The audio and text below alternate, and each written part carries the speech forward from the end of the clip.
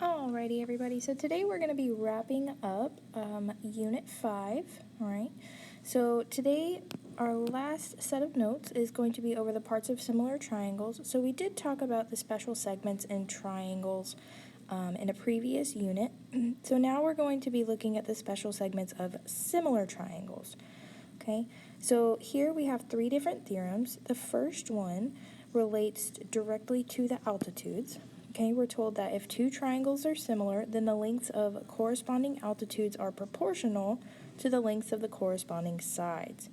So, in this example, AD would be your altitude, FJ is your altitude. So if you create a proportion with your two altitudes and set them equal to the corresponding sides, in this case AB and FG, then we should have a proportion. Okay, so the next theorem is in regards to angle bisectors. So when we have two triangles that are similar, the lengths of corresponding angle bisectors are proportional to the lengths of corresponding sides. So here we have our angle bisectors, LP and KRT. Those are going to be proportional to the corresponding sides LM and RS. So if you set your proportions like so, you would be able to find a missing length. Okay, and then the last theorem that we want to look at is in relation to two similar triangles and the medians. Okay, those are proportional to, again, the lengths of the corresponding sides. So the main theme of this whole unit pretty much was proportionality and similar triangles. Okay, so here we have our medians. We know it's a median because it goes from the vertex to the opposite side, and it divides that opposite side into two congruent parts. In order to determine the lengths, okay, we're going to say CD over YZ, or our two medians, are going to be equal to the ratio of your opposite side lengths. So AB over WX. And notice with the median, it uses the entire opposite side length. Okay, so looking at an example of our special segments, first we notice here we have an altitude. Okay, so it's going from the vertex to the opposite side. It is perpendicular. We know that the altitudes are proportional to the corresponding sides. So I can set up my proportion. I'll use my highlighter. So I can say PM or MP over YQ. Okay, so the lengths of my altitudes, MP over YQ, will be equal to MK over YX. Okay, so that's this. Right, so when we set up that proportion, we're going to have 16 over X equals 20 over 15. Okay, so once we're here, we can cross multiply. I'm going to go ahead and simplify first to make my computations a little easier. So if we divide both of these by 5, we'll get a fraction of 4/3. Okay, so here we have 4x equals 3 times 16 is 48. Oh, we divide by 4. Okay, so here x will be a total of 12. Okay, do the same here. On this side we have the median. So again, according to our theorem, we know that the length of the median, or that special segment, is proportional to the corresponding sides. Okay, so here we're going to say that TP over WQ is equal to the ratio of SP over UQ.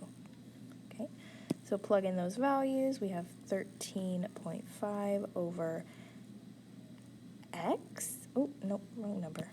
13.5 over 9 is equal to X over 3. Okay. Now we want to continue on and cross multiply, so we will have 9x equals a value of 40.5.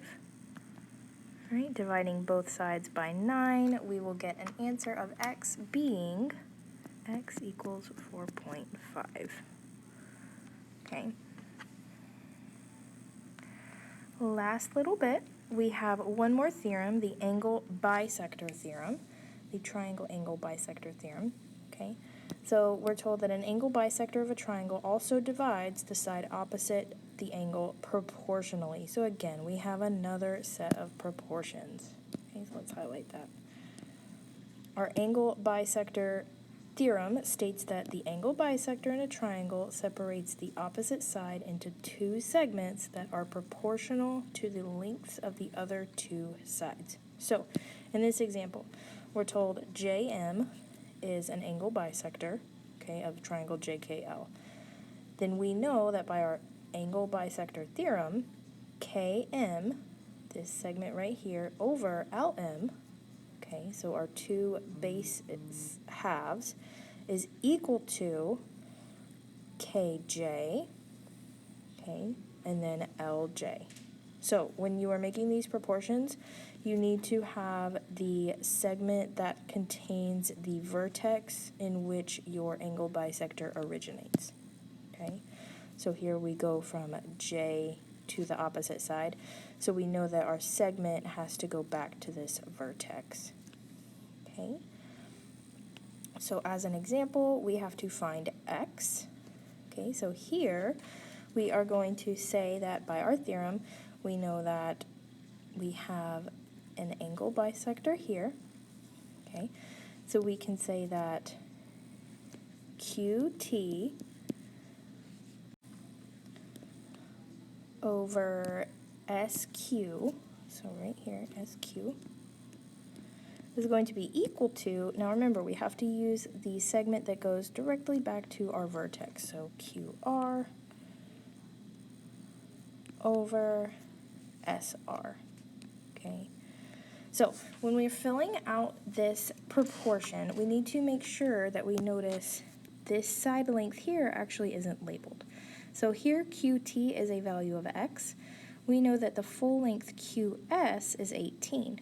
We don't know what to substitute in for QS number-wise, but we can say that QS would be the full length 18 minus this segment here, x. So QS equals 18 minus x. So that is what we will use in our proportion. So we have x over 18 minus x, okay, equals QR, which is 6 over 14. Now we need to cross multiply. We'll have 14x equals, here we get 6 times 18 minus x. Okay, so distribute. So 6 times 18 is a total of 108 minus 6x. Okay, get both variables on the same side, so add 6x to both sides. All right, so we're going to bring this up over here. So I have 20x equals 108. And then when we divide both sides by 20, we're going to get a total of 108 divided by 20, which is 5.4. Okay, so moving on to these last two examples, just so we get used to setting up these proportions. Okay, we have an angle bisector. Okay, then I just need to set up my proportion. So I'm going to take my base segments, so 4 over 6 will equal, take that side back to the angle bisector, x over 13. We're going to cross multiply. 6x equals 13 times 4, which is 52. Okay, divide both sides by 6, so we're going to get x equals a total of 8.667, or we can just say 8.7. Right? And then the last problem is very similar to our example that we did initially. So we have our angle bisector, okay? We need to take our bases, okay? So here we have an x, but then remember this one is missing, so it has to be 20 minus x, okay? Because if our full length is 20, we take away this segment here, okay? So that, and then we'll use these. So we will have a proportion of x over 20 minus x equal to 14 over 11. And now just remember, if we do x on top, we have to have the corresponding side directly across from it. Okay. Now just simplify everything out. 11x equals 14 times 20 minus x.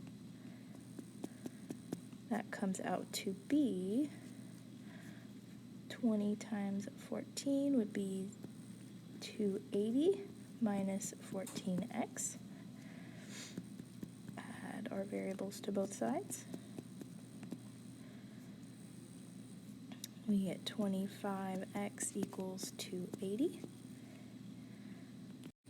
And then when you divide both sides by 25, you are left with a total of x equaling 11.2. Good work today. Let me know if you guys need anything.